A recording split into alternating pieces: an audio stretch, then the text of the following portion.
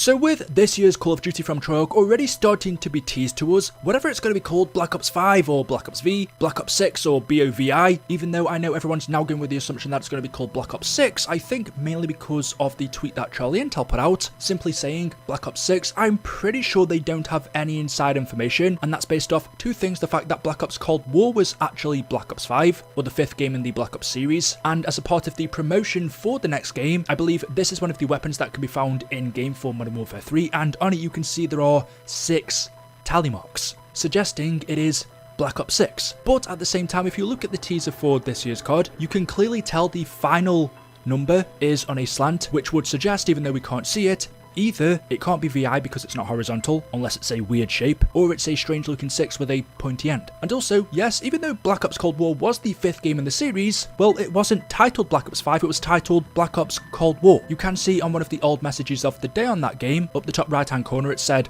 Black Ops V, but since then that's been removed, which would suggest that that wasn't supposed to be seen by the players, it was just a placeholder, which could mean internally the developers called this Black Ops 5, but that's not what it's called, it's just the 5th title in the Black Ops series. And if you ask anyone, hey, do you want to jump on Black Ops 5, they'll be saying, what the hell are you on about? That game doesn't exist. What is Black Ops 5? Nobody refers to this game as BO5, everybody calls it Cold War, and we have seen plenty of other franchises do this. The 4th GTA game was actually Vice City, however the title GTA 4 didn't release until years later. And just going back to the tally marks on the gun, yes, even though that could be a teaser that it's going to be called Black Ops 6, I will also say tally marks represent the amount of kills that you get with a weapon, and on the Mustang and Sally's on the Black Ops 1 artwork, the gun had 8 tally marks on it, but that game was called Black Ops 1, so I'm just saying, it isn't confirmed that it's Black Ops 6. Personally, from a marketing point of view, I think Black Ops V sounds much better, but I suppose until we get some more leaks or official information, then that's all we really have to go off at the moment, and to be honest, it doesn't really matter what it's called. Black Ops 5, Black Ops 6,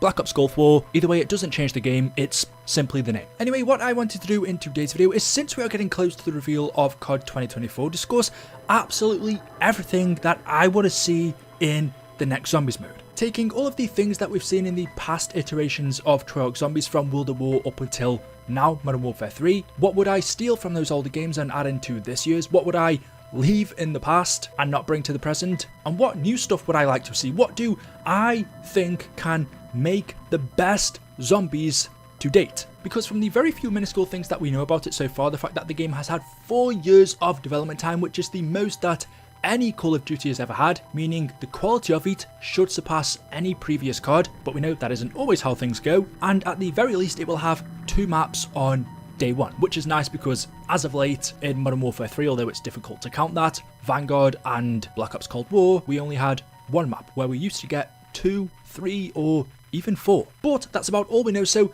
I want to go over what I think should be added into it to make it the best Zombies it can be. Now, the first and arguably the most important change that Treyarch have to make, in my opinion, is scrapping operators and bringing back set casts of characters. I made a full 12-minute video talking about this the other day just because I'm so passionate about it. I think this could literally make or break the storyline, and it also affects the gameplay as well. So I mentioned every reason why I think set casts of characters need to return to Zombies. If you want to check that video out, I will link it down in the description, but just quickly going over why. One of the things I really miss about Zombies is playing as celebrity characters. With operators now, ever since they replaced set casts back in Cold War, we don't get to play as celebrity characters anymore, which was so fun. The Mob of the Dead cast, the Shadows of Evil characters with Nero being played by Jeff Goldblum, the Call of the Dead cast, not to mention all of the other amazing voice actors that we've had. So with operators, you don't get that. But also when you don't have a set character to play as, well, that massively affects the storyline. It affects Treyarch storytelling. It means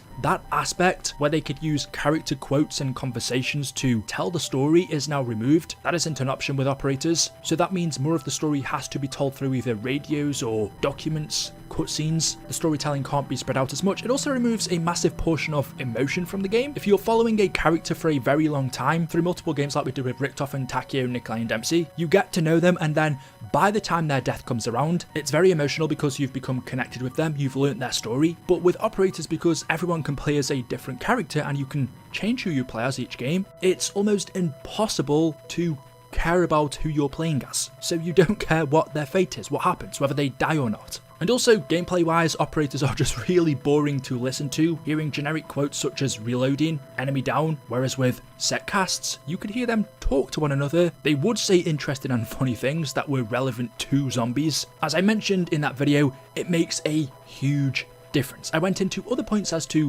why a set cast of characters is so important, but those are just some of the reasons. So for me, that's probably the first thing that has to change. What they could do, as someone mentioned to me, is do what they did in World War II, where you have a set cast, that's who you play as, but if you want to, you can also play as operators. So by default, you play as the main story characters, but you can play as operators as a choice. I think that's probably the best way to go about it. They're not going to remove operators from zombies, it brings in too much money, but at the same time, not having a standard cast of characters really hurts the storyline, and hopefully over these past few years, Treyarch have realised that. Now, the next thing that has to return, which again was at one point for me something we saw in zombies on the regular, not always, but ever since Cold War it's been a lot more on and off, and that is original maps. Now, back in the early days of Zombies, World War and sometimes in Black Ops 1, Zombies maps were taken from the campaign or multiplayer and then reused in Zombies. They made slight changes, or in some cases actually quite big changes, to the layout or the design, but at the very core these were MP or campaign maps that were reused in Zombies, but done really well.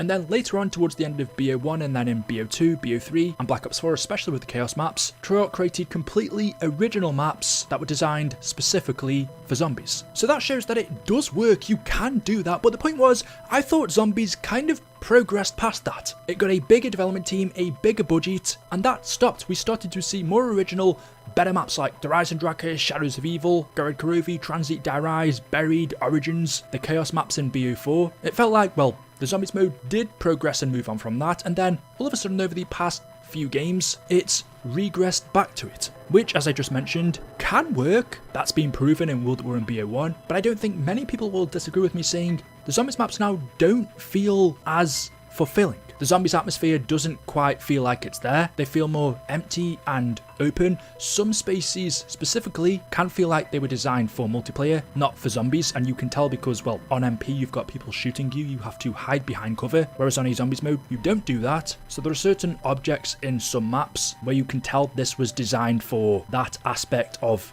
multiplayer, or the campaign when you're being shot at by AI soldiers. Zombies, generally besides from Vanguard and the Stormkriegers, don't shoot at you, so a lot of the objects such as vehicles that would be used for cover in those maps aren't needed in Zombies, but they're still here, or at least it feels like they are anyway. If I had to be more specific, in Cold War, D Machine and Mal de Toten are really good, but I find Firebase C and Forsaken either too bland in Firebase C's case, or too similar to the campaign mission in Forsaken's case. When it comes to Vanguard Zombies, every single map, besides from Shin Numa, which is a copy, so I don't really count that, and Modern Warfare 3 is literally just Warzone. And when it comes to the gameplay side, maps are the most important. The same can be said for multiplayer. If you've just got a bunch of bad maps that don't feel good to play, then it doesn't matter how good every other element of the game is. I love that feeling that BO3's maps had. The maps felt mysterious and magical. A lot of people didn't like that and preferred the more, I would say, horror realism side that we saw in BO2 and BO1. The atmosphere in those games were more grungy, but I don't think Cold War, Vanguard or Modern Warfare 3's maps master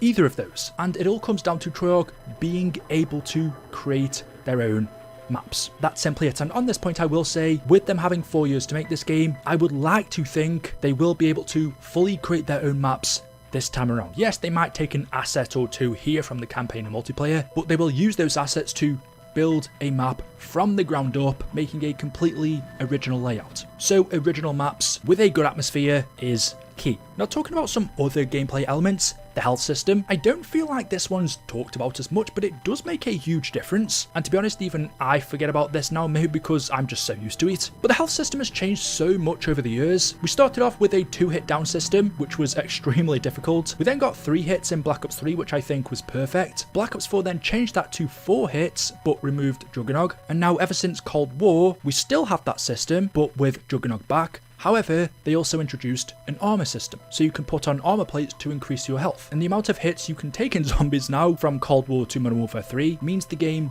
can be extremely easy, and you can just tell from the gameplay here on Forsaken and Cold War. I'm not the best Zombies player, but I can't describe how much easier this game is than anything that came before it because of armor. Now, back in the day, we did have an alternative to this, which was the shield. It was an item that you could build, usually by finding 3 pieces, and then if you put it on your back instead of using it as a weapon, it would allow you to take quite a lot of hits from behind until the shield would break, and if it did, you could just go pick another one up from the workbench. If the zombies came at you from the front, it wouldn't be effective, but from behind, you had extra protection. I'm kind of torn on this because I actually like the difficulty level in Cold War Zombies. As a not brilliant player, it's a lot more accessible and a lot less stressful, but I will admit it did also remove the challenge of zombies. Zombies was never an easy mode, it was always hard. Even when they introduced the 3-hit system in BO3, it was still difficult, obviously depending on what round you're on. Black Ops 4 wasn't too dissimilar, but Cold War, Vanguard and Modern Warfare 3 are extremely easy because of the ability to have armor. Now this is a multiplayer feature that was introduced to zombies. I do think the movement system also has a role to play on how easy zombies is now. It feels a lot smoother, you feel a lot faster, especially with PhD slider. It doesn't feel as clunky to me, but that's a question I would put more towards you guys because personally, I think I would keep the armor system, but I do acknowledge that it makes zombies very easy. That combined with the field upgrades means if I was really trying, I honestly think, I've never tried it because I get bored at about round 50, but if I'm just playing zombies in the newer games and not doing the Easter egg, I think I could go super high without much of a challenge. So yeah, would you prefer the armor system removed? Because I think that's what makes the difference here, or would you keep it? The next thing that needs to come back in COD 2024 Zombies is the PAP animation. I know it sounds stupid, but just going up to the Pack-a-Punch machine, selecting a button, and then having your weapon without having to put it in the machine, wait 5 or 6 seconds and then get it back. Back in the day, that was a challenge. If you were doing this mid-round, you'd have to probably do a quick circle around before you picked your weapon back up. Sometimes you would lose your weapon, sometimes you would get down retrieving it. It's tiny things like this that make big differences to me. The whole animation of cracking your knuckles. I actually think if I remember correctly from leaks that animation was supposed to return, but we'll just have to wait and see. Next, I want to see Cold War's perks come back. I think that's the best iteration of perk machines that we've seen to date, and we've had quite a few. In Vanguard, they gave us these, but in Cold War, in the menu, you could upgrade them. The only change I would make is adding a lot more upgrades to them because it felt like after, I don't know, a week of playing, you could upgrade every single perk in the game. I kind of want the upgrades to be slow and spread out, or a lot more upgrade options need to be added. So instead of just being able to upgrade Juggernog, I think it was 3 times, or was it 5? Maybe let us upgrade it 6, 7, 8, 10 times and make those jumps and improvements smaller, just so we have more to work towards, because I really enjoyed that grind, collecting crystals and then using them to upgrade things. I never want to see the perks in Vanguard Zombies again. I prefer how they were upgradable in Cold War compared to BO3, 2, 1 and World at War. And Black Ops 4's perks, well, let's just not talk about those as well. That's another perk system that I don't ever want to see. So yeah, more upgrades to Cold War's perk system. Another topic for discussion ever since their introduction into zombies has been loadouts and how they affect staples in zombies such as the mystery box and wall weapons. These two things have been made pretty much irrelevant because of loadouts. Now you can choose what gun you start with, and of course 95% of the time, unless you're doing a challenge or fancy a change, you're going to start off with your best weapon. This is different to every person. I personally have always used this shotgun in Cold War ever since the game came out. I love it. To me, this is the best weapon in zombies, but what this means now is I rarely ever buy wall weapons, because I've always got the gun I want. To me, there isn't a weapon in the game that's better than this, other than the wonder weapon. It's got all of the attachments I want, it suits my needs, so wall weapons are now irrelevant. I haven't bought wall weapons, well, ever, I don't think. Maybe once or twice. Whereas back in the day, they were integral because as you progressed through the map, as you opened up new areas, and as you went up in rounds, you'd usually, at the very least, buy 1 or 2 wall weapons until you made your way to the mystery box. Whereas now, you don't need to do that because your loadout weapon is more than likely what you're going to stick with for the whole game. And so that also affects the mystery box for that exact same reason. Unless you want the wonder weapon, you're gonna spin it, but you'll ignore 99% of the guns that pop up because you only want that one wonder weapon. No other weapon in game should be better than what your loadout weapon is. So even though I like loadouts, it's nice starting off with the best weapon. It means those earlier rounds are very easy, whereas normally you'd have a pistol and you'd work your way up. Now you can obliterate zombies from the beginning. So that challenge that we used to have in the early rounds isn't there anymore. And those key features that Zombies is known for, the mystery box and wall weapons, they used to go side by side. now they're irrelevant. They're not needed. I then have to ask myself again, what would I do in this situation? Would I totally get rid of loadouts? Would I try and nerf them? Or would I keep them? And I think just because of how many games we've got with them now, and loadouts has become a part of zombies, I'd probably keep it. Maybe Treyarch could find a way to make the mystery box and war weapons more useful, because if not, it kind of feels like, well, they may as well just get rid of them altogether. It's a bit of a shame. Now, another thing I want to see fixed in COD 2024 Zombies, a lot of people might not have thought of this, or maybe you noticed it at first but then you became so used to it, but that's the amount of clutter that is on the screen now. Ever since Cold War, Zombies now has a minimap which we never used to have on the screen. We also have a compass which you can remove, but by default it's there. A lot of the time when I have to delete the game and then re-download it for memory purposes, I just forget to turn it off. You've got all of this clutter down the bottom of the screen, whereas on the older games, the interface was a lot cleaner. And when I go back to play BO3, 2, I do notice that this kind of takes away from the immersion. When you've got a minimap taking up a portion of the screen or a pretty pointless compass, all of this stuff at the bottom which I think could be rearranged or some of it even removed. When I'm looking at this screen in Zombies compared to this, how clean it used to look and immersive, yeah, it kind of makes me wish at the very least there was an option to remove the minimap. There was an option to remove or rearrange all of this stuff at the bottom. Back in the day, you didn't have the health on screen. You knew you took 3 hits, so there was no need for a health bar. We didn't have an armor bar. You didn't have your name down the bottom left. Some of this stuff I think is unnecessary. A minimap is good when you're starting off, when you're learning the map, but personally now for me, because I know all of the placements of perks, you can see where the mystery box is in the sky, I don't need a minimap. I'd love an option to turn that off. It takes away from you feeling like you're actually the character. I also want to see a lot more game modes in the next Zombies. Now this is pretty rare anyway. It was really only Black Ops 2 that did it really well, giving us Turned and Grief. We had other game modes in Black Ops 4, but BO2 did it really well, so I would love to see a couple more just small side modes in Zombies, nothing big like Outbreak. Even bringing back just Turned and Grief shouldn't be too difficult for them to do. It shouldn't take them too much time, but some new ones as well would be really nice. And as I just mentioned, Outbreak personally wasn't my favourite mode, but I do know it was popular, a lot of people loved it, so for that reason it has to return, but I would love to see quite a few changes. The biggest one being a unique map for it, whereas in Cold War, it was just the fire team maps, again, maps built for multiplayer. I would love to see one giant map built for Zombies. I know that would take a lot of time, so it's probably not going to happen, and I wouldn't want Treyarch to waste time doing that if it meant it took away from round-based maps, but if Outbreak 2 was to return, I'd like to see it. And again, I'm assuming we're going to get some version of Modern Warfare 3 Zombies in here, using the Warzone map, so that really is what it is. The Gobblegums is also a big one. We've seen other variants such as the Elixirs. If you've ever watched any of my gameplay, you will notice I pretty much never use Gobblegums, most of the time because I forget they exist or I just can't be bothered to sort them out in my main menu, and I prefer the OG style of not having that crutch. A lot of them aren't crutches though, they're just fun. So not for me personally, but for the people who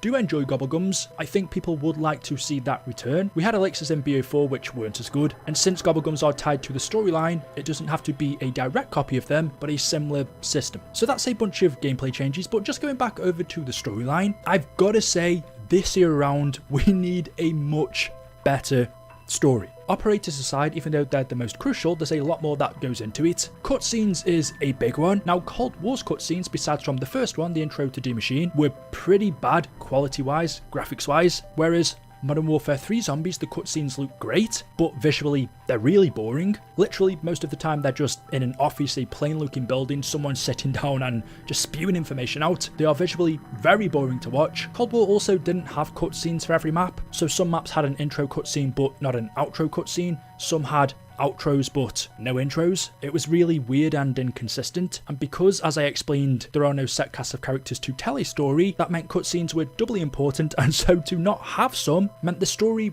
really lacked. Also, when we were told stuff, a lot of the intel you collect in Cold War is so irrelevant. I've collected every single piece of intel in this game. I think there's like over 500 pieces. You guys can see exactly how much on screen, but I would say about 50% is just irrelevant crap that we don't need to know. Yeah, the Dark Ether storyline, for me, overall, is nowhere near as interesting. There are points where it is, but it's not consistent. I would also love to see a lot less army stuff. I'm pretty sure most of you guys will know what I mean, but if you don't, the story feels very military-ized. That's a made up word, but it feels like it fits. Like the maps are either military bases or half of the characters are in the army. That stuff fits the campaign and multiplayer more. Zombies has always been more rogue in its storytelling. To me, army stuff is, well, it's pretty plain, bland and boring. It's been done thousands of times. That's not meant for zombies. So I'd love to see a lot less of that. A lot less of us just going to different bases and hearing people talk to us on intercoms. And the final thing I've written down here, for the average player, perhaps this isn't an issue at all, but for a content creator or any general player who loves Easter eggs, theatre mode. We haven't seen a theatre mode in Call of Duty, let alone zombies, since Black Ops 4. This has always ever only been a Treyarch thing. We don't have theatre mode in Infinity Ward games or Sledgehammer, just Treyarch games. So to be fair, the only Treyarch game we haven't seen theatre mode in was Cold War, and Cold War was originally a Sledgehammer game, so perhaps that's the reason it wasn't in that game, but not having it since 2018, from a YouTuber point of view, being able to tell a story, show you guys examples of things, theatre mode was so useful. But then just from a player point of view, being able to explore the map fully in peace, which you wouldn't normally be able to do, allows you to find Easter eggs, see extra details in maps that you wouldn't normally be able to. The same can be said for multiplayer. I didn't realise how useful theatre mode was until it was gone. Why it isn't a staple in every Call of Duty at this point, I don't know, we're in bloody 2024 and it's still just a Treyarch thing. So usually I wouldn't even bring this up because I'd think we're definitely going to see it, but just because we haven't had it for such a long time, 6 years, I'm a little bit skeptical. So those are all of the changes I would make for COD 2024 Zombies. The return of set casts of characters, original maps, I would contemplate changing the health system, a pack-a-punch animation, Cold War's perk system, a better storyline with less army stuff, a revision of loadouts, and a better implementation of the mystery box and wall weapons, better cutscenes and more of them, less clutter on the screen, a cleaner interface, a gobblegum type system, more alternate game modes like Turned and Grief, and, I forgot to mention, more side Easter eggs. I think that's been lacking as well. But there we go. Let me know your thoughts in the comment section below. As always, hopefully you've enjoyed the video today. If you have, drop a like rating. Make sure you are subscribed to stay up to date with the latest content on the channel. Thank you all for watching, and I will see you in the next one. Until then, goodbye.